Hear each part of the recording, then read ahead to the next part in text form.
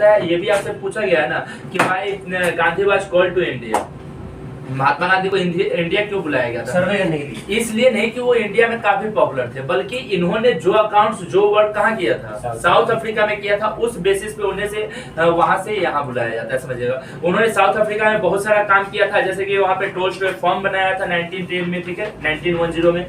साथ में उन्होंने वहाँ पे वो मूवमेंट भी किया था कि फर्स्ट क्लास अगर टिकट मेरे पास है तो मैं फर्स्ट क्लास से ही जाऊंगा।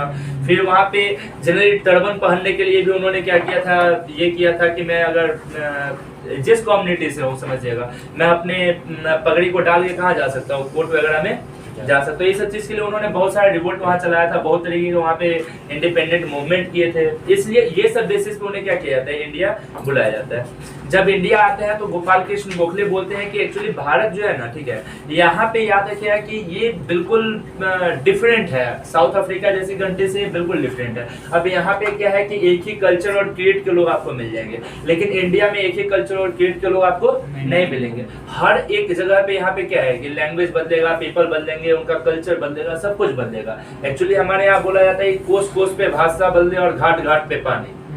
हमारे यहाँ जब आप जाइएगा ना 2-2, 3-3 किलोमीटर, 3-3 किलोमीटर लैंग्वेज बदल जाती है, और हर एक घाट पे, जैसे नदी के इस घाट पे और उस घाट पे पानी जो है वो बदल जाती है। तो यही बात है अपने यहाँ की हर एक जगह जो है लार्ज डाइवर्सिटी, हमारे यहाँ लार्ज डाइवर्सिटी, एकदम सिंपल सा कॉन्सेप्ट है, ठीक है।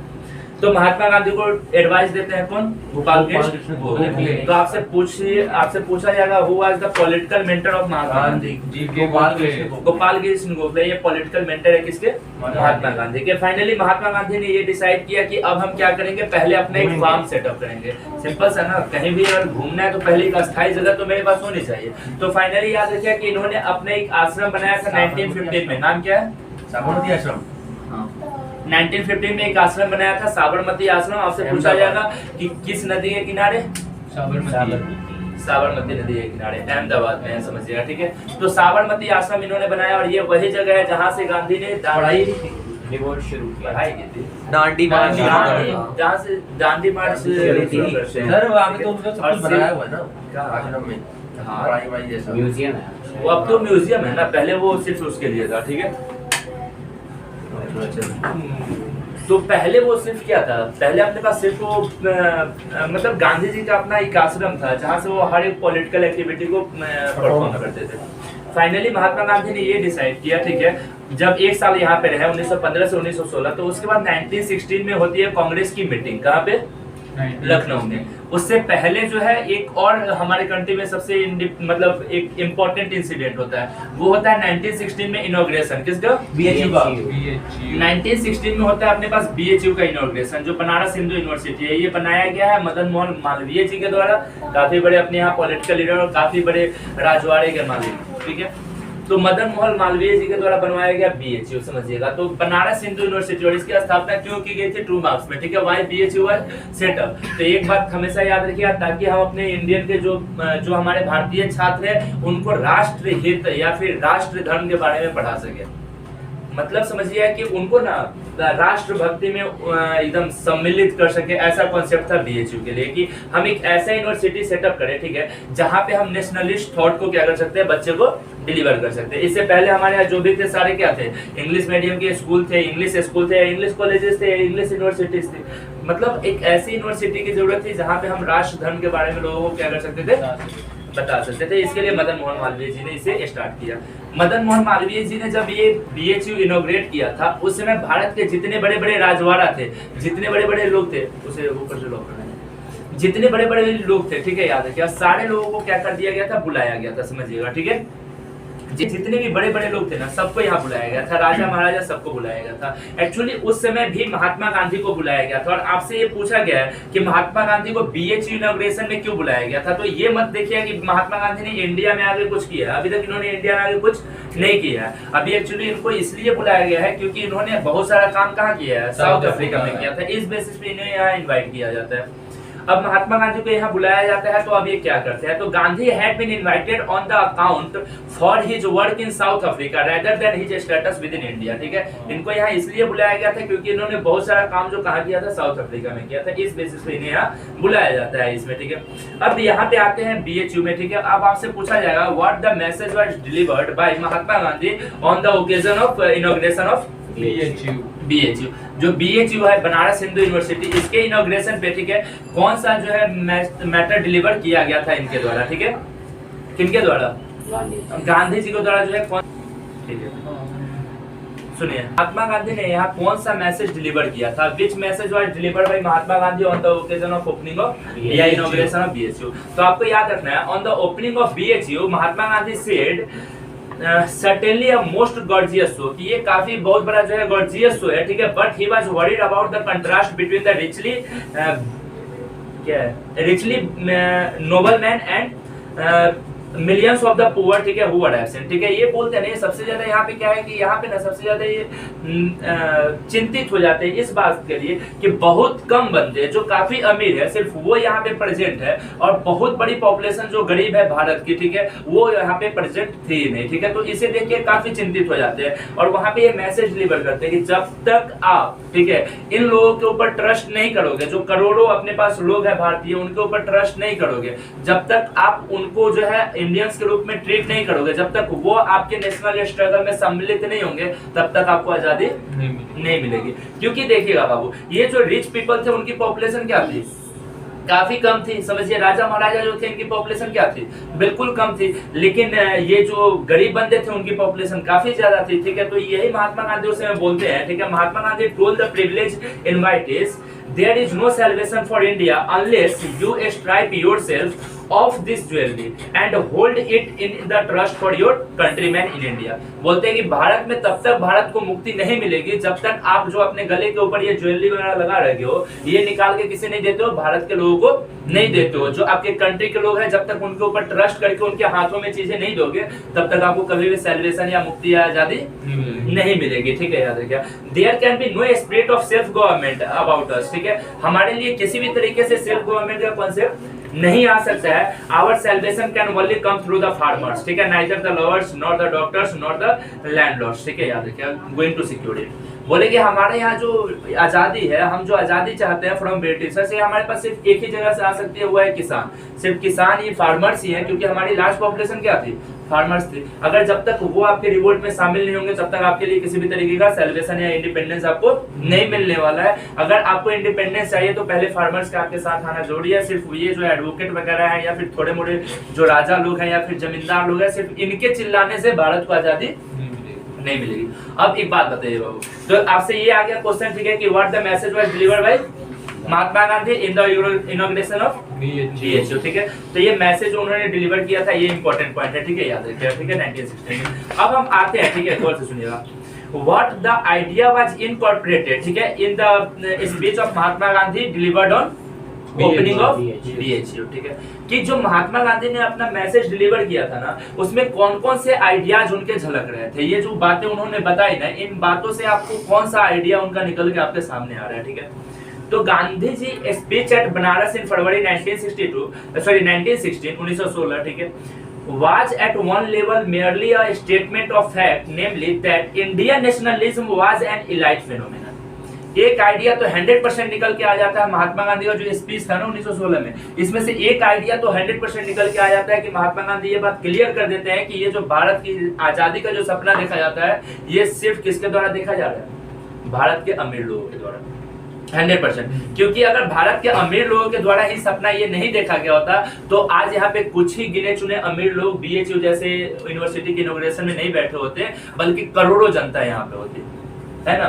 तो जनरली सबसे पहला आइडिया इनके स्पीच से क्या निकल के आता है, ये निकल के आता है कि जनरली ये जो BHU का ये जो अपने पास आजादी का जो फिनोमेना था, ये सिर्फ इलाइट फिनोमेना था। ये जो आजादी का डिमांड था, ठीक है, ये सिर्फ इलाइट फिनोमेना था। सिर्फ कुछ लोग ही थे भारत में जो आजादी का डिमांड कर रहे थे। ठीक है, तो पहला चीज ये पता चल जाता है, ठीक है, कि इलाइट मतलब काफी पावरफुल लोग, अमीर लोग। ठीक है, तो जनरली पहला चीज तो ये पता चल जाता है कि Indian nationalism was an elite phenomenon. पहला आइडिया क्या निकल के आता है कि इंडियन नेशनलिज्म क्या था, ये इलाइट फिनोमेनन था, ठीक है। मतलब सिर्फ कुछ अमीर लोगों के द्वारा ही ये, मतलब एक तरीके से बोलते हैं ना कि अमीर लोगों की ही चाहत थी ये, ठीक है, कि भारत क्या हो जाए, आजाद हो जाए। सारे बंदे अभी तक इसमें क्या नहीं है, एक साथ नहीं आते। दूसरा पॉइंट यहाँ पे समझिएगा, ठीक है। दूसरा पॉइंट यहाँ पे ये क्या बताते हैं, ये बताते हैं कि महात्मा गांधी का ये पहला स्पीच था, ठीक है। महात्मा गांधी का पहला स्पीच था जो उन्होंने पब्लिकली क्या किया था, डिलीवर किया था। और इन्होंने इसमें अपने एक आइडिया को बताया था कि अगर आप, गांधी जी ये बात जानते थे, ठीक है, कि अगर आप इंडियन नेशनलिज्म को रियली में गेन करना चाहते हैं तो इसमें सबसे बड़ी जरूरत है कि इंडिया को एज अ होल आपको क्या करना पड़ेगा, पार्टिसिपेट करवाना पड़ेगा। इन्होंने बोला था कि भारत की नेशनलिज्म जो है सिर्फ इलाइट फिनोमेनन है, ठीक है। और दूसरा आइडिया इनसे निकल के आ रहा था कि महात्मा गांधी भारत की आजादी कैसे चाहते थे, भारत के हर एक बंदे को एक साथ मिला के, समझ आ रहा है ना, भारत के हर एक बंदे को एक साथ मिला के वो क्या करना चाहते थे, भारत की आजादी लेना चाहते थे। तो ये बात आपको याद रखना है, ठीक है। महात्मा गांधी 1916 में बीएचयू में जाते हैं, ठीक है। याद रखिए उस समय जो है ना, किसी भी बंदे के सामने बैठ के उसकी बुराई बोल पाना काफी बड़ी बात थी। और महात्मा गांधी आपको पता है उतने सारे राजा महाराजा बैठे हुए थे, उनके सामने बैठ के उनकी बुराई कर रहे हैं, एकदम सामने बोल रहे हैं ना उनको कि जनरली आपके लिए आजादी तब तक नहीं आ सकती है जब तक आप अपना ये जो ज्वेलरी है उसे स्ट्राइप ऑफ करके अपने कंट्री के लोगों के हाथों में नहीं देते हो। साथ में ये महात्मा गांधी बोलते हैं कि ये जो आप आजादी का सपना देख रहे हो ना, ये आजादी का सपना सिर्फ ये छोटे मोटे कुछ लोग जो है, जमींदार लोग या राजा लोग या फिर जो अपने पास एडवोकेट लोग हैं, सिर्फ इन्हों लोगों से अपने पास आजादी नहीं आएगी। आजादी आपके पास तब तक नहीं आएगी जब तक आप, ये जो करोड़ों लोग जो यहाँ पे अपीयर नहीं है, जो किसान है, वो जब तक आपके साथ नहीं आ जाते हैं, ठीक है। और आइडियाज क्या क्या निकल के आता है उनके स्पीच से, दो आइडियाज। पहला बात तो एक क्लियर कर देते हैं कि ये जो अपने पास इंडियन नेशनलिज्म था ये सारे लोगों का सपना नहीं था, ठीक है। तो पहला चीज तो क्लियर हो जाता है उनके स्पीच से कि इंडियन नेशनलिज्म सिर्फ किसका सपना था, इलाइट लोगों का। और दूसरा चीज ये इनके स्पीच से क्लियर हो जाता है कि महात्मा गांधी जो है एक ऐसा नेशनलिज्म चाहते थे जिसमें पूरा का पूरा भारत क्या हो, मर्ज हो, नहीं समझे, जिसमें पूरे के पूरे भारत के लोग जो है वो नेशनलिज्म को एक्सेप्ट करना चाहते हो, वैसा नेशनलिज्म ये चाहते थे, समझिएगा। एक ऐसी राष्ट्रीयता चाहते थे वो, एक ऐसा मतलब राष्ट्र भावना फैलाना चाहते थे जिसमें सब भारत के लोगों को लगे कि हमें क्या चाहिए, आजादी चाहिए। तो ये आइडिया उनके स्पीच से निकल के बाहर आता है। तो पहला पॉइंट तो आपको महात्मा गांधी का पब्लिक अपीयरेंस पता चल गया, 1916 में फर्स्ट पब्लिक अपीयरेंस था। उसी समय 1916 में कांग्रेस की मीटिंग होती है, कहाँ पे, लखनऊ में, बता देना। कांग्रेस मीटिंग जो है उसी समय कहाँ होती है, 1916 में लखनऊ में। और वहीं 1916 में जो इंडियन नेशनल कांग्रेस की मीटिंग होती है उस समय जो है ये महात्मा गांधी से दो बंदे आके मिलते हैं बिहार के। एक का नाम था राजकुमार शुक्ल और दूसरे राव संत राव, ठीक है। तो ये दोनों बंदे, राजकुमार शुक्ल और संत राव, दोनों बंदे आके क्या करते हैं, महात्मा गांधी से मिलते हैं और ये बिहार में चल रहे एक हार्श एग्रीकल्चरल कंडीशन के बारे में बताते हैं जिसका नाम था तीन कठिया सिस्टम। क्या था, तीन कठिया सिस्टम, समझिएगा। तो ये तीन कठिया सिस्टम के बारे में बताते हैं, ठीक है, राजकुमार शुक्ल और संत राव, ठीक है। तो ये राजकुमार शुक्ल थे, ठीक है, और दूसरे थे संत राउत। अब ये लोग क्या बताते हैं, संत राउत और राजकुमार शुक्ल तीन कठिया सिस्टम में, हमारे यहाँ ना जनरली क्या है कि बाबू 20 कट्ठा होने के बाद ना 1 बीघा बनता है, ठीक है, वो काफी बड़ा लैंड। तो इसे बताया गया था कि बाबू आपके पास जितना भी लैंड है ना, समझिएगा, उसे 20 पार्ट में क्या कर दिया जाएगा, डिवाइड कर दिया जाएगा, 20 पार्ट में डिवाइड कर दिया जाएगा। और 20 पार्ट में डिवाइड किया जाएगा, उसका 3 पार्ट जो होगा आपको उसके ऊपर इंडिगो का प्रोडक्शन करना पड़ेगा, समझिए इस बात को, ठीक है। तीन कठिया में क्या था कि 3/20 लैंड के ऊपर आपको क्या करना पड़ेगा, इंडिगो प्रोडक्शन करना पड़ेगा, नील की खेती। चंपारण में, हाँ, ये एक्चुअली पूरे बिहार में था, समझिएगा, ठीक है। मूवमेंट चंपारण से स्टार्ट होता है। तो तीन कठिया सिस्टम था कि आपको 3/20 लैंड के ऊपर क्या करना पड़ेगा, इंडिगो का प्रोडक्शन करना पड़ेगा। अच्छा, इंडिगो का प्रोडक्शन करना इतना ज्यादा हानिकारक क्यों था वहां के लोगों के लिए, एकदम सिंपल सा कॉन्सेप्ट है। अगर वो इंडिगो का प्रोडक्शन करते हैं ना, समझिए, अगर वो इंडिगो का प्रोडक्शन करते हैं तो उससे क्या होगा, पहला चीज की जो सॉइल की फर्टिलिटी होती है वो 3-4 साल 5 सालों में धीरे धीरे डिग्रेड होने लगती है, कम होने लगती है, खत्म होने लगती है सॉइल की फर्टिलिटी। अब सॉइल की फर्टिलिटी, अगर किसानों के सॉइल की फर्टिलिटी खत्म हो जाए तो फिर कोई मतलब समझ रहे आप, फिर उसके लिए तो समझ रहे वो मिट्टी को अपने बच्चे से ज्यादा मानता है और मदर के रूप में देखता है, समझिए, ये किसान अपनी मिट्टी को। तो वैसे क्या है कि सॉइल की फर्टिलिटी जा रही थी।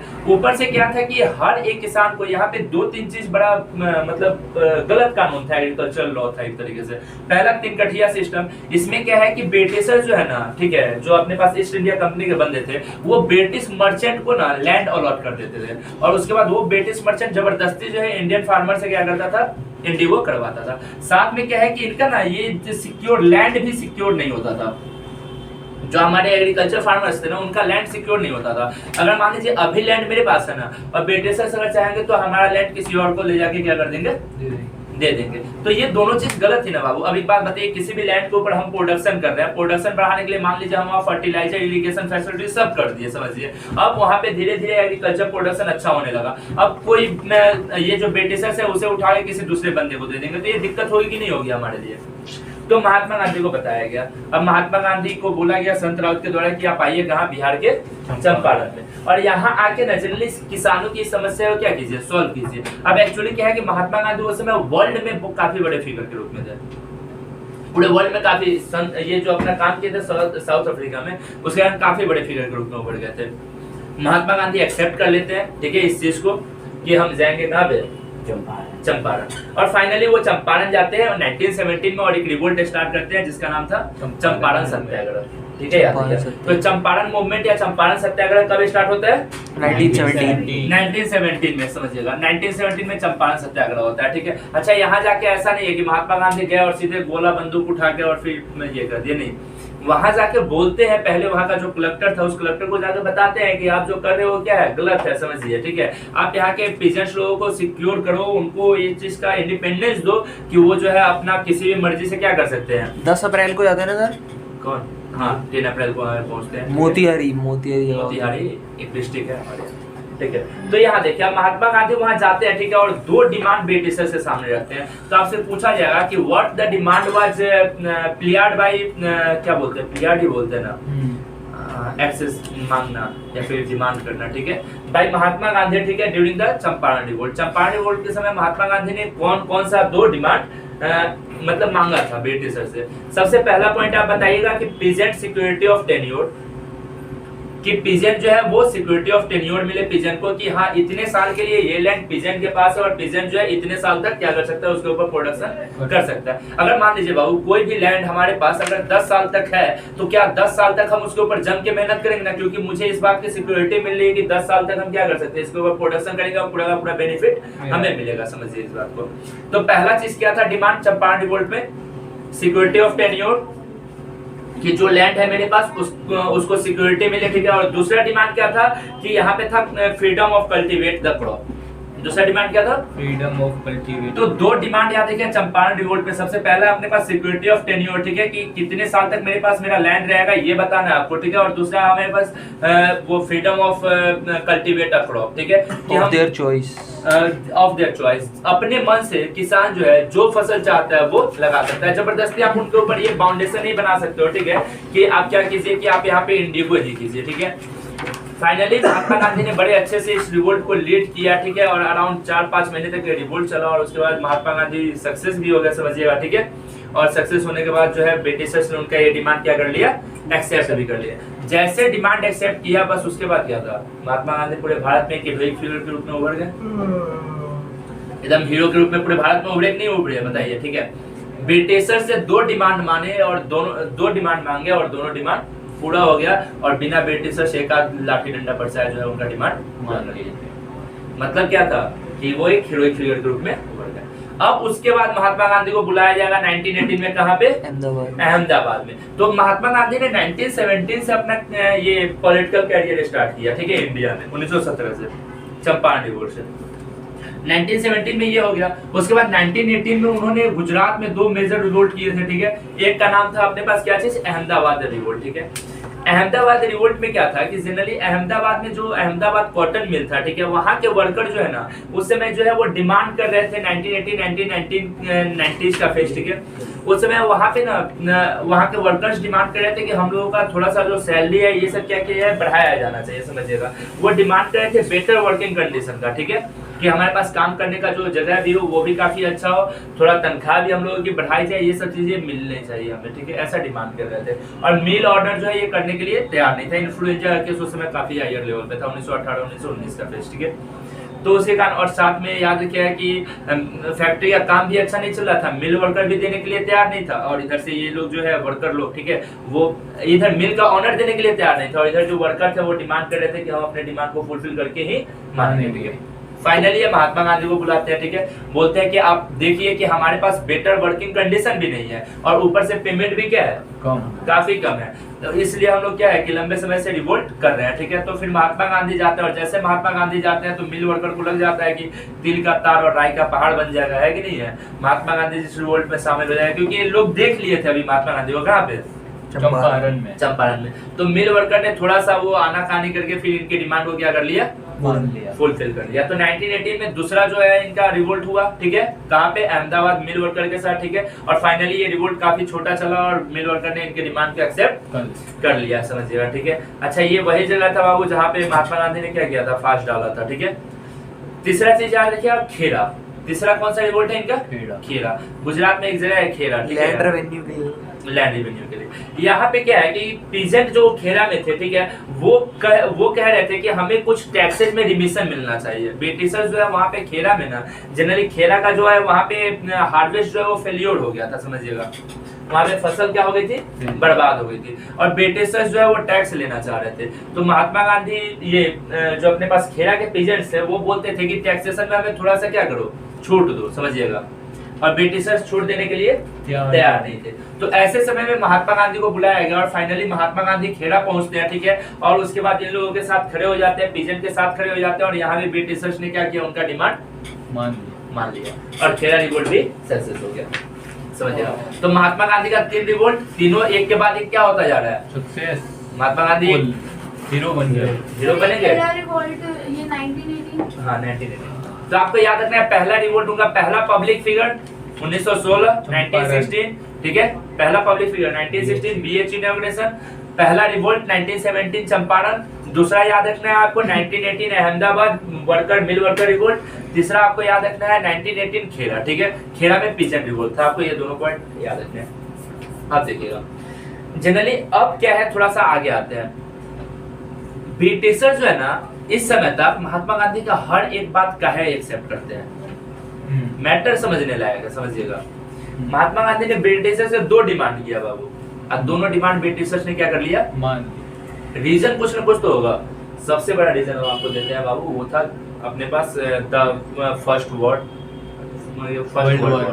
जिसे ग्रेट वॉर बोला जाता है, ठीक है।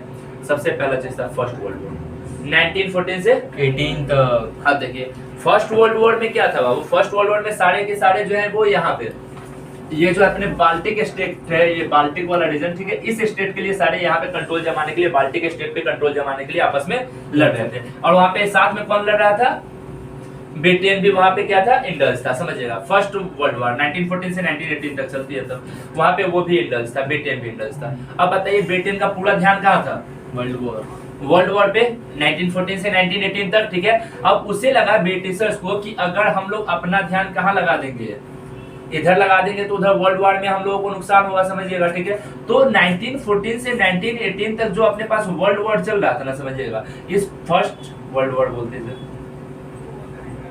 इसे ग्रेट वॉर भी बोला जाता है, ठीक है। तो जनरली इस समय ब्रिटिशर्स का पूरा ध्यान वर्ल्ड वॉर के ऊपर था। इसी बीच में देखिए 1917 इसी बीच में किए थे ना चंपारण रिवोल्ट, 1918 इसी टाइम पीरियड पे किए थे ना दोनों, खेरा और अहमदाबाद। तो ब्रिटिशर्स को लगा कि ये अभी जो डिमांड मांग रहा है उसे क्या कर दो, दे दो, है तो हमारे गुलाम ही ना, बाद में क्या कर लिया जाएगा, ले लिया जाएगा, देख लिया जाएगा, ठीक है। अभी इन लोगों का डिमांड मांग के किसी भी तरीके से इन लोगों को क्या करना है, शांत रखना है, मतलब किसी भी तरीके से अभी इन लोगों के पास अपराइज नहीं होने देना, नहीं तो ब्रिटिशर्स के ऊपर डबल प्रॉब्लम हो जाती ना। एक बताइए अपने कोलोनाइज कंट्रीज को भी कंट्रोल करना है, और एक दूसरी तरफ वर्ल्ड वॉर में भी क्या करना है, लड़ना है, समझिएगा। तो उस समय जो है ये लोग काफी आराम से ब्रिटिशर्स जो है ये डिमांड मान लेते थे, ठीक है। अच्छा, तो ग्रेट वॉर के समय याद रखिएगा हमारे यहाँ क्या कर दिया गया था, ग्रेट वॉर के समय हमारे यहाँ ब्रिटिशर्स ने पूरा प्रेस पे सेंसरशिप वगैरह वगैरह लगा रखा था, सब कुछ, ठीक है। जब ग्रेट वॉर खत्म होता है हमारा, ठीक है, तब ब्रिटिशर्स अब जगते हैं, अब बोलते हैं अच्छा ये लोग क्या क्या कर रहे हैं, किए हैं, समझिएगा, ठीक है। ग्रेट वॉर जो हुआ था ना, जो फर्स्ट वर्ल्ड वॉर, उसमें सबसे ज्यादा भारतीयों ने ब्रिटिशर्स की मदद की थी, समझिएगा। इसलिए ब्रिटिशर्स ने, आपसे पूछा जाएगा कि ब्रिटिशर्स ने क्यों फर्स्ट वर्ल्ड वॉर में, सॉरी इंडियंस ने ब्रिटिशर्स की मदद क्यों की थी फर्स्ट वर्ल्ड वॉर में? कारण एकदम सिंपल सा बताइएगा। ऐसा लगता था इंडियंस को कि अगर हम ब्रिटिशर्स की मदद कर देंगे फर्स्ट वर्ल्ड वॉर में, तो ये लोग क्या करेंगे, सिंपैथाइज होकर हमें ऑनर देंगे, सम्मान देंगे, और हो सकता है तो हमें इंडिपेंडेंस दे दे, समझिएगा, हमें आजाद कर दे। ऐसा सोच के इन लोगों ने मदद किया था। सबसे ज्यादा बंदे जो ब्रिटिशर्स के लिए फर्स्ट वर्ल्ड वॉर में लड़े थे वो थे पंजाब से। सबसे ज्यादा कहां से? पंजाब से, समझिए इस बात को, ठीक है। तो जैसे ही हमारा फर्स्ट वर्ल्ड वॉर खत्म होता है ना बाबू, उसके बाद ब्रिटिशर्स इंडिया को बदले में क्या देते हैं? Rowlatt act. क्या देते हैं? 1919 में, ठीक है, काला कानून। ये लो रॉलेट एक्ट, ठीक है, याद रखिए। इसे ब्लैक कानून भी बोला जाता है 1919 में। ब्रिटिशर्स ने हमारे यहाँ इम्पोज कर दिया क्या चीज? Rowlatt act. ये क्या था समझिएगा, अभी तक जितने बंदे रिवोल्ट कर रहे थे ना, समझिएगा, ये था क्या, इस बात को समझिएगा। अभी तक जितने भी बंदे, ठीक है, रिवोल्ट कर रहे थे ना, उन सारे बंदे की बातों को एक्सेप्ट कर लिया जाता था ब्रिटिशर्स के द्वारा। लेकिन 1919 में जो रॉलेट एक्ट आया, इसके बाद ये चीज बोल दिया गया कि अगर कोई भी बंदा कहीं भी रिवोल्ट करता हुआ पकड़ा जाए, उसे बिना किसी चीज से डिटेंशन का क्या करते हैं, आप उठा के अरेस्ट कर सकते हैं और जेल डाल सकते हैं, ठीक है, याद रखिए। तो जनरली ये जो बंदा है एक सर सिडनी रॉलेट था, ठीक है। तो सर सिडनी रॉलेट के रिकमेंडेशन पे ब्रिटिशर्स ने हमारे कंट्री में हो रहे रिवोल्ट्स को कंट्रोल करने के लिए, हमारे कंट्री में जो रिवोल्ट होता जा रहा था, इस सब को कंट्रोल करने के लिए भारत में एक नया कानून लगाया जिसका नाम था रॉलेट एक्ट। अभी देखिएगा, हम आपको पूरा एकदम सीरीज वाइज बता रहे हैं कैसे कैसे वो लोग क्या कर रहे हैं। 1914 से 18 तक चल रहा था फर्स्ट वर्ल्ड वॉर। उन्होंने हर एक डिमांड को एक्सेप्ट करना चालू कर दिया। अब ब्रिटिशर्स को लगता है कि एक के बाद अगर ऐसे हम डिमांड मानते रहे तो क्या हो जाएगा, बर्बाद, समझ रहे ना। फिर तो ये सर पे चढ़ के क्या करेंगे, तांडव, ठीक है। तो 1919 में तुरंत जैसे वर्ल्ड वॉर खत्म होता है, उसके बाद तुरंत ये हमारे भारत को क्या देते हैं, बदले में देते हैं रॉलेट एक्ट, समझिएगा, ठीक है। अब रॉलेट एक्ट आ जाता है तो पूरे भारत में अगेंस्ट द रॉलेट एक्ट क्या होता है, जम के रिवोल्ट होता है। सबसे ज्यादा रिवोल्ट कहाँ पे होता है, पंजाब में, क्योंकि सबसे ज्यादा बंदे जो पंजाबी थे सपोर्ट किए थे फर्स्ट वर्ल्ड वॉर में, और उन्हें लगता था कि वो बदले में उन्हें क्या करेंगे, रिवार्ड देंगे उनके सर्विस के लिए, लेकिन बदले में मिलता है इन्हें काला कानून, ठीक है। जनरली ये रॉलेट एक्ट था क्या, तो हम आपको पहले ही बता दिए कि किसी भी बंदे को, समझिएगा, ठीक है, मतलब कि वो ब्रिटिशर्स के अगेंस्ट साजिश करने के अगेंस्ट, ठीक है, क्या किया जा सकता है, उठा के डिटेंशन किया जा सकता था, अरेस्ट किया जा सकता था, समझिएगा, ठीक है, उठा के बिना कुछ बोले, ठीक है। हाँ, आगे देखिएगा। अब इसी पे हमें ना एक चीज और समझनी है। तो ये काला कानून दिया गया, समझिए, तो काला कानून का अपोज हर एक जगह होने लगा, समझिएगा। ये जो अपने पास लॉ आया था, इसका अपोज पूरे भारत में होने लगा, ठीक है। जम के लोग अपोज करने लगे, महात्मा गांधी भी अपोज करने लगे, ठीक है। उसी समय ना पंजाब के अमृतसर में एक जगह जालियांवाला बाग, वहां पे ना जनरली क्या है कि अमृतसर में 13 अप्रैल 1919 को, कब 1919 13 अप्रैल 1919 को पंजाबी लोग अपना एक फेस्टिवल सेलिब्रेट कर रहे थे। कौन सा? वैसाखी, वहां पे, ठीक है। सारे लोग जालियांवाला बाग में वैसाखी को सेलिब्रेट कर रहे थे, समझिएगा, ठीक है। अब जब वैसाखी को सेलिब्रेट कर रहे थे ना बाबू, समझिए, तो उसमें क्या किया गया, चारों तरफ से बाउंड्री थी, ठीक है। जनरल डायर नाम का, जैसे कौन, जनरल डायर, हाँ, जनरल रेगिनाल्ड डायर, ठीक है। उधम सिंह मूवी बना है ना, कितना अच्छा मूवी है, ठीक है। जनरल रेगिनाल्ड, वो पता है आपको, जब उधम सिंह मूवी में दिखाया गया कि जितने भी डायर लगे हुए नाम थे ना यूएसए में, जाके सबका चिट्ठा निकाल लेता है, सबका, सॉरी ब्रिटेन में सरदार उधम सिंह सबका चिट्ठा निकालता है पूरे का, ठीक है। और सबको जा जाके एक बार वो क्रॉस चेक करता है कि ये वही जनरल डायर तो नहीं है जो 1919 में रिपोर्ट किया था, तो जनरल 1919 में मैसेकर किया था, ठीक है। तो उसके बाद 13 अप्रैल 1919 को ये लोग जालियांवाला बाग में क्या कर रहे थे, वैसाखी सेलिब्रेट कर रहा था, समझिएगा। उसी समय ये जो रेगिनाल्ड डायर था ना, अपने 200 बंदे को, जिसमें 150 इंडियन सोल्जर्स, 50 ब्रिटिश सोल्जर्स, उनको लेके जाता है और बिना किसी चेतावनी का अंधाधुंध फायरिंग चालू कर देता है वहां पे, ठीक है। हजारों लोग मारे जाते हैं, बहुत सारे लोग वहीं पे कुआं में कूद के अपने जान को बचाते हैं और फाइनली मर जाते हैं, समझिएगा, ठीक है, ठीक है। अब जैसे ये होता है बाबू, उसके बाद महात्मा गांधी ने क्या किया, पूरे भारत में सबसे बड़े विद्रोह की शुरुआत कर दी, समझिएगा, ठीक है। तो जालियांवाला बाग मैसेकर वाज यहाँ पे लिखा गया कि the situation in the provinces grew, Punjab province में ये जो सिचुएशन है अगेंस्ट द रॉयल अटैक, ठीक है, ये काफी ज्यादा टेंस होने लगा, ठीक है, याद रखिएगा। और ये जो है ना इतना ज्यादा टेंस हो गया कि इट बिकम या it reach a bloody climax, ठीक है, in Amritsar on 13 April 1919 when a British brigadier Reginald Dyer ordered his troops to open fire on a nationalist meeting in Jallianwala Bagh. More than 400 people were killed, and what is known as the Jallianwala Bagh massacre. ठीक है यार, एक बात हमेशा याद रखिएगा कि ये जालियांवाला बाग हत्याकांड के बाद जो है ये जो अपने पास रॉलेट एक्ट था, इसका पूरे भारत में जम के विरोध होना चालू हो जाता है। और रियली में याद रखिएगा कि ये जालियांवाला बाग हत्याकांड ही था और रॉलेट एक्ट कानून ही था जो महात्मा गांधी को एक ट्रू मतलब सच्चाई में जो है नेशनलिस्ट लीडर बना के उभारता है। तो it was the Rowlatt satyagraha that Gandhi ji a truly national leader, Gandhi ji emerge as a truly national leader, ठीक है। ये सिर्फ रॉलेट एक्ट या फिर जो अपने पास जालियांवाला बाग मैसेकर ही था, ठीक है, जिसमें महात्मा गांधी जो है एक नेशनलिस्ट लीडर के रूप में उभर के ऊपर आते हैं। और वहां से उन्होंने स्टार्ट किया क्या चीज, खिलाफत, नॉन कोऑपरेशन, खिलाफत। अगले पेज पे यार, अरे वो तो इसके साथ आएगा बाद में, वो तो दोनों ब्रदर ने किया था, मोहम्मद अली, शौकत अली। तो 1919 में याद है क्या महात्मा गांधी ने after the Jallianwala Bagh massacre क्या स्टार्ट किया, नॉन कॉर्पोरेशन मूवमेंट। यहाँ पे इन्होंने बोला, ठीक है, कि हर एक बंदे, ठीक है, अब ब्रिटिश से क्या करेंगे, अपोज करेंगे। India who wished colonialism to end, वो सारे भारतीय जो चाहते हैं कि कॉलोनिज्म क्या हो जाए, खत्म हो जाए, were asked to stop the attending school, colleges, courts and not to pay tax. बोला गया कि जो भी भारतीय आजादी चाहते हैं वो ना तो कॉलेज जाएंगे, ना तो स्कूल जाएंगे, ना ही कोर्ट जाएंगे, ना ही वो टैक्स, किसी भी तरीके का हमें कॉर्पोरेशन नहीं करना है किसी के साथ, ब्रिटिश के साथ। सीधे हमें क्या करना है, उनको अपोज करना है, किसी भी तरीके का कॉर्पोरेशन नहीं करना है। और वो बोलते हैं कि अगर नॉन कॉर्पोरेशन सही मायने में 1 साल तक भी चल जाएगा तो हम लोग क्या कर लेंगे, आजादी गेन कर लेंगे, ठीक है, याद रखिएगा। और फाइनली ये नॉन कॉर्पोरेशन धीरे धीरे चलते रहता है, लेकिन नॉन कॉर्पोरेशन को थोड़ा और आगे बढ़ाने के लिए क्या हो जाता है बाबू, नॉन कॉर्पोरेशन को जोड़ दिया जाता है खिलाफत के साथ। किसके साथ, खिलाफत। एक्चुअली क्या है कि खिलाफत मूवमेंट जो है ना हमारे भारत में 1919 में ये स्टार्ट हुआ था, जब हमारे यहाँ क्या स्टार्ट हुआ था, नॉन कॉर्पोरेशन।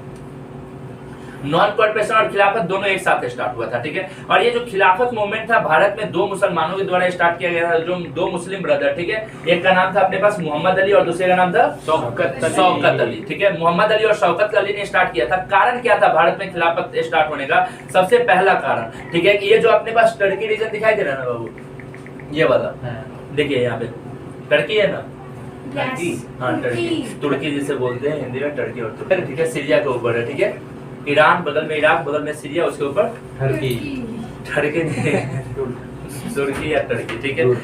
अब गौर से सुनिए, ये जो अपने पास टर्की सुल्तान था, वहां का जो सुल्तान था, ठीक है, याद रखिएगा, उसे खलीफा बोला जाता था। क्या बोला जाता, खलीफा, ठीक है। अब क्या है कि ब्रिटिशर्स जो है ना उस खलीफा को हटा देते हैं, और एक्चुअली माना जाता है कि मुसलमानों में, ठीक है, जो भी मुस्लिम अंपायर है वहां पे जो खलीफा है ना, जो खलीफा है मुसलमानों का, समझिएगा, पूरे वर्ल्ड का एक ही खलीफा होता है मुसलमानों का, समझिएगा। तो वो खलीफा है ना जो, ठीक है, उसका अधिकार वो सारे मुसलमान क्षेत्र पे होंगे जहाँ के राजा मुस्लिम होते हैं, नहीं समझे। जो मुसलमानों का खलीफा होगा उसका अधिकार वो सारे रीजन पे होगा जहाँ के राजा कौन होंगे, मुस्लिम्स होंगे, समझिएगा। वो सारा मुस्लिम सल्तनत का पार्ट ही माना जाएगा, समझ रहे कि नहीं समझ रहे। 1919 में ब्रिटिशर्स ने क्या किया था, ये खलीफा के पोस्ट को खत्म कर दिया था, खलीफे को उठा के हटा दिया, फेंक दिया था। तो पहला चीज इन लोगों का खिलाफत में, और जैसे खलीफा को हटाया बाबू, पूरे मुसलमानों की जो भावना उसके साथ जुड़ी हुई थी वो क्या हो गई, भड़क गई, ठीक है। और जैसे मुसलमानों की भावना भड़की, उन्होंने अगेंस्ट द ब्रिटिशर्स रिवोल्ट करना शुरू कर दिया, ठीक है, याद रखिएगा। इंडिया में नहीं, पूरे वर्ल्ड में भी हुआ था, समझिएगा, सारे मुसलमान थे। तो पहला डिमांड इनका क्या था खिलाफत में, पहला था कि जो टर्की सुल्तान या खलीफा है उसे उसका कंट्रोल मुस्लिम वर्ल्ड के ऊपर दो। पहला चीज कि द टर्की सुल्तान और खलीफा must retain control over the Muslim सल्तनत या मुस्लिम अंपायर, ठीक है, याद रखिए। जो मुस्लिमों का जो ओटोमन अंपायर था इसके आसपास, ये अपने मेडिटेरियन सी के ईस्ट में जो ओटोमन अंपायर फैला था, ठीक है, कि ये जो ओटोमन अंपायर है वहां पे किसका कंट्रोल दो आप, खलीफा का। खलीफा का कंट्रोल होना चाहिए, समझिए किसका कंट्रोल होना चाहिए, पहला डिमांड। दूसरा डिमांड क्या था कि जो अपने पास जियारत उल अरब वाला रीजन है, ठीक है, उसे खलीफा के अंदर ही रहने देना चाहिए, उसके ऊपर ब्रिटिशर्स का कंट्रोल नहीं होना चाहिए। जियारत उल अरब में आज चार कंट्री आता है, कौन कौन सा आता है, सीरिया, ईरान, पैलेस्टाइन। जियारत उल अरब, ठीक है, नहीं वो जियारत नहीं है, क्या जजीरत है। हाँ भैया जियारत तो आप वहाँ चले जाओ। जजीरत उल अरब समझिएगा। तो इसमें अपने पास 4 स्टेट्स आते हैं, ठीक है, 4 कंट्री, ठीक है। पहला सऊदी अरेबिया वाला रीजन पूरा का पूरा ये अरेबियन पेनिनसुला ये वाला, ठीक है, साथ में सीरिया, इराक और पैलेस्टाइन, ठीक है। तो ये 4 रीजन, ये बोला गया कि ये चारों रीजन जो है अरेबिया, सीरिया, इराक और पैलेस्टाइन, इन सारे के ऊपर खलीफा का ही कंट्रोल होना चाहिए, ब्रिटिशर्स का कंट्रोल नहीं होना चाहिए। अरे बात करते हैं ब्रिटिशर्स इतना मेहनत करके लड़ झगड़ के खलीफा को हटाया था, ये पूरा रीजन कंट्रोल में लिए थे, क्या वापस दे सकते थे? नहीं ना। तीसरा चीज क्या था, तीसरा चीज कि the khalifa must be left with the sufficient territory to enable him to defeat the Islamic faith. तीसरा इनका डिमांड था कि खलीफा के पास इतना पावर होना चाहिए कि वो इस्लामिक फेथ को बनाए रखे। आपको डिमांड याद रखना है बाबू, ये डिमांड इनका जो इस समय चल रहा था, ठीक है। तो जनरली पहला डिमांड था कि जो अपने पास सुल्तान है, हाँ पहला पॉइंट आपको क्या याद रखना है, पहला ये कि जो टर्की सुल्तान है, ठीक है, उसका मुस्लिम ओटोमन अम्पायर के ऊपर कंट्रोल होना चाहिए। दूसरा पॉइंट कि जो अपने पास जरियतुल अरब वाला रीजन है, अरबिया, सीरिया, इराक, पैलेस्टाइन, वहां पे इसी का कंट्रोल मुस्लिम से ओरिजिनिटी ही बनी रहनी चाहिए। तीसरा पॉइंट कि जो खलीफा है उसके पास इतना पावर होना चाहिए कि वो क्या कर सकता हो बाबू, वो जनरली मुसलमानों के फेथ को बनाए रख सकता हो, ठीक है। अब ये डिमांड के लिए भारत में भी रिवोल्ट चलने स्टार्ट हो गया, महात्मा गांधी को मिला बड़ा अच्छा मौका, लगे कि एक ही बार में हम क्या है ना दो रोटी एक ही तवे पे सेक ले, नहीं समझे। महात्मा गांधी क्या करने लगे, इधर नॉन कॉर्पोरेशन चला रहे थे जिसमें पूरे नेशनलिस्ट लोग जुड़ते जा रहे थे, जिन्हें भारत की आजादी चाहिए थी, सारे लोग जुड़ते जा रहे थे। महात्मा गांधी बोले कि अगर हम खिलाफत को सपोर्ट कर देंगे तो क्या हो जाएगा, मजा आ जाएगा, मुसलमान जितने भी है वो सारे किसके साथ आ जाएंगे, नॉन कॉर्पोरेशन के साथ, और नॉन कॉर्पोरेशन क्या बन जाएगा, काफी बड़ा मूवमेंट बन जाएगा, समझिए इस बात को, ठीक है। तो यही सोच के महात्मा गांधी ने क्या किया, खिलाफत को अपने साथ अटैच कर लिया, और उसके बाद जो है खिलाफत और नॉन कॉर्पोरेशन दोनों साथ साथ चलने लगे। The Congress supported the movement and Mahatma Gandhi sought to को join it to the non corporation movement. Congress ने खिलाफत को सपोर्ट कर दिया और महात्मा गांधी इसी बहाने क्या करने लगे, अपना भी सिक्का चलाने लगे, नहीं समझे, कि आप लोग नॉन कॉर्पोरेशन को सपोर्ट कीजिए और हम किसे कर रहे हैं, खिलाफत को। और धीरे धीरे नॉन कॉर्पोरेशन पूरे भारत में क्या हो गया, काफी बड़े लेवल पे फैल गया।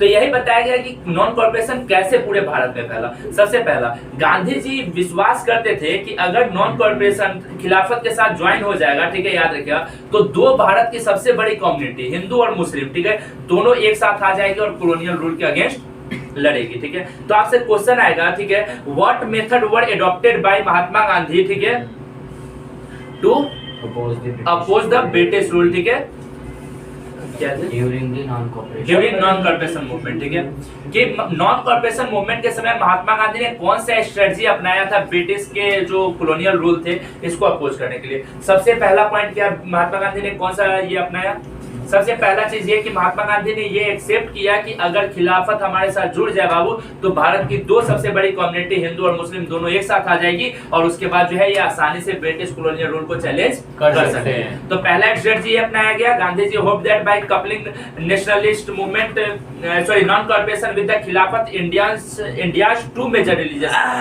हिंदू एंड मुस्लिम, ठीक है, could collectively bring an into the colonial rule, ठीक है। Student stop going to school college run by the government, जो भी स्कूल और कॉलेज गवर्नमेंट के द्वारा चलाए जा रहे थे उन सारे कॉलेज और स्कूल में जाने के लिए स्टूडेंट को मना कर दिया गया। वर्कर्स को बोला गया कि आप लोग स्ट्राइक करो, आप लोग काम पे मत जाओ। आपको पता है सिर्फ 1921 की बात कर ले बाबू तो 1921 में कम से कम 396 स्ट्राइक हुए थे, 396 स्ट्राइक्स हुए थे जो वर्कर्स ने किया था और कम से कम इसमें 6 लाख से ज्यादा वर्कर्स इंडल्ज थे इस स्ट्राइक में। मतलब सोचिए कितना बड़ा सपोर्ट महात्मा गांधी को मिल रहा था। तो क्या मूवमेंट नहीं चलेगा बाबू जिसमें सिर्फ 6 लाख वर्कर ही इंडल्ज हो, वो मूवमेंट कितना बड़ा हो सकता है, समझ रहे हैं कि नहीं समझ रहे हैं, ठीक है। दूसरा चीज, तो पहला चीज ऐसे ऐसे याद रखना है कि कैसे कैसे महात्मा गांधी ने ब्रिटिश रूल को अपोज किया था during the time of non corporation, ठीक है। तो दूसरा चीज, हिल ट्राइब्स जो बंदे थे आंध्र प्रदेश वाले रीजन में जो ट्राइबल लोग थे, ठीक है, उन लोगों ने फॉरेस्ट लॉ को मानने से इनकार कर दिया, मना कर दिया। पहले क्या कर दिया, पहले क्या था कि जो फार्मर्स है ना बाबू, जो अपने पास फॉरेस्ट में रहने वाले लोग है ना, उन्हें एक तरीके का टैक्स देना पड़ता था, फॉरेस्ट लॉ, ठीक है, फॉरेस्ट टैक्स। इसमें क्या था कि जंगल में जाके अगर हम अपने भेड़ बकरी को चराते हैं या फिर जंगल से कोई सामान लेके आते हैं तो उसके लिए ब्रिटिशर्स को हमें क्या देना पड़ता था? टैक्स। आंध्र प्रदेश के बंदे बोलने लगे क्या कि एक बात बताओ, ये तो हमारे पुरखों की जमीन रही है शुरू से, अब ये ब्रिटिशर्स आएगा, हम ब्रिटिशर्स को क्यों दे? सिंपल सा बात, हम ब्रिटिशर्स को क्यों दे? तो उन्होंने अपोज करना चालू कर दिया, समझिएगा, ठीक है। साथ में तीसरा पॉइंट याद रखना है कि जो फार्मर्स थे अवध में, ठीक है, अवध में जो फार्मर्स थे उन्होंने टैक्स देने से इनकार कर दिया, मना कर दिया।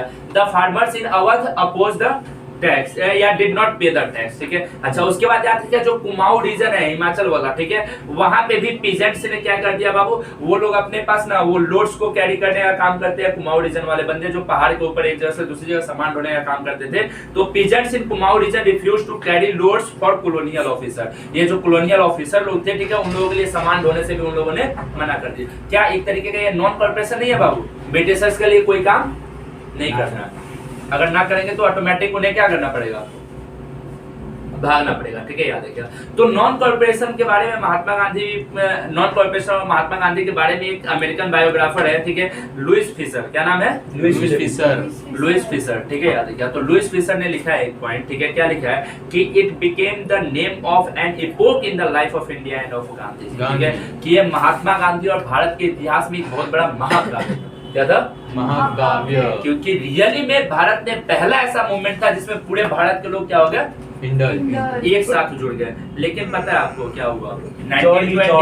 1921 में रिवोल्ट चला बाबू, काफी हायर लेवल पे फैलता जा रहा था। उसी समय फरवरी 1922 में, कब? फरवरी, इसी समय फरवरी 1922 में, समझिएगा, फरवरी 1922 में क्या हो जाता है बाबू, ठीक है, कि अपने पास, ठीक है, चौड़ी चौड़ा एक रीजन है यूपी में, ठीक है, वहां पे कुछ बंदे जो है चौड़ी चौड़ा पुलिस स्टेशन के सामने क्या हो जाते हैं?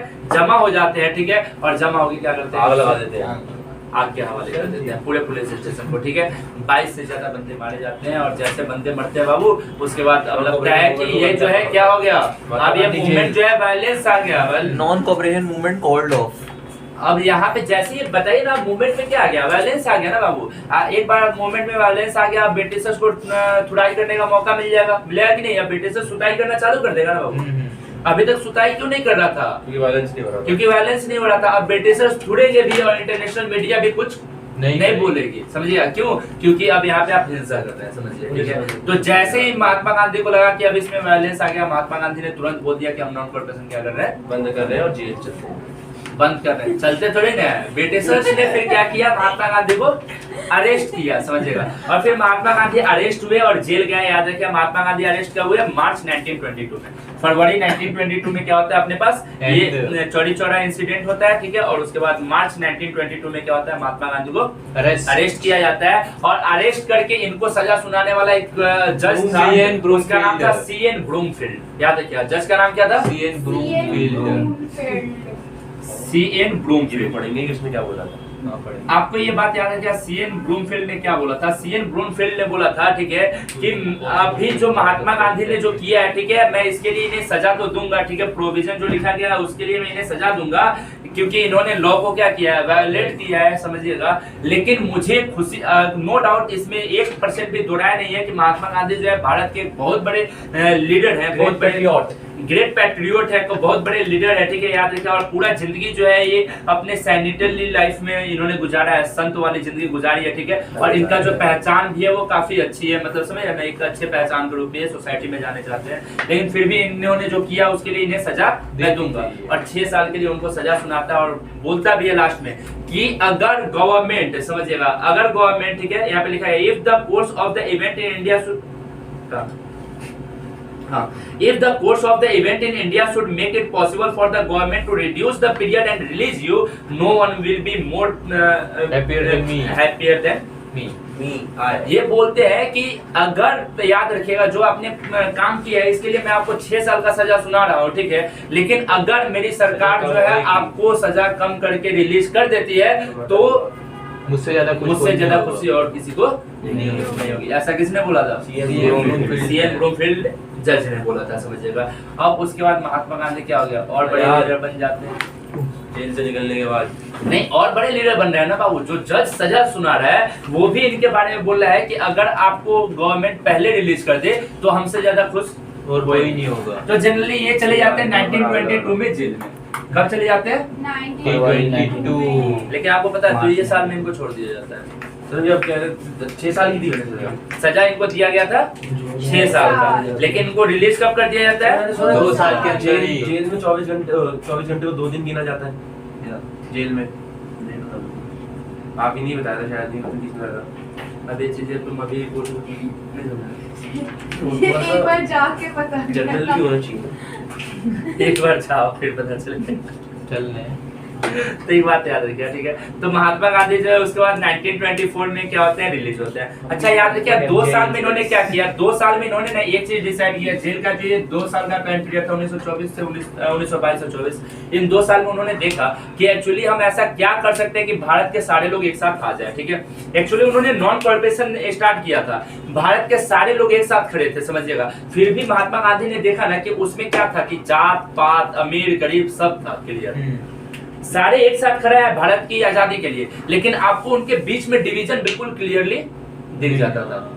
महात्मा गांधी बोले कि सबसे पहले तो मुझे क्या करना पड़ेगा, ये जो डिस्पैरिटीज है ना, जो कास्टिज्म वाली है या फिर अमीर गरीब वाली है, सबसे पहले इसे बराबर करके, इसे खत्म करके हमें सबको एक समान लेके आना पड़ेगा, तब पता चलेगा कि सारे एक साथ है, समझिएगा। वैसे नेशनलिस्ट मूवमेंट में तो सारे एक साथ आए थे, लेकिन उनके बीच में जो डिफरेंसेस था वो क्लियरली इनको दिखाई दे रहा था। तो जब 1924 में महात्मा गांधी रिलीज होते हैं जेल से, तो सबसे पहला काम यही करते हैं, 4 साल तक वो कुछ नहीं करते हैं। क्या करते हैं 1924 से 28 तक? नथिंग, क्या कुछ न कुछ तो करते हैं। और करते क्या करते हैं उस समय, याद रखिएगा गांधी जी ये 4 साल का जो टाइम पीरियड था सिर्फ अपने सोसाइटी में सोशल रिफॉर्म के लिए चलाते हैं, सोशल वर्क करते हैं, जैसे कि चाइल्ड मैरिज को बैन करना, ठीक है, और फिर साथ में जो अपने पास अनटचेबिलिटी थी इसे खत्म करना, समझिएगा, ठीक है।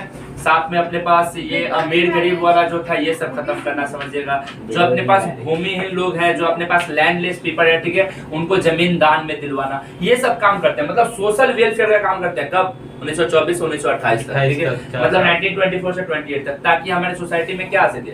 लेवल इक्वालिटी, लेवल नहीं क्या आ सके?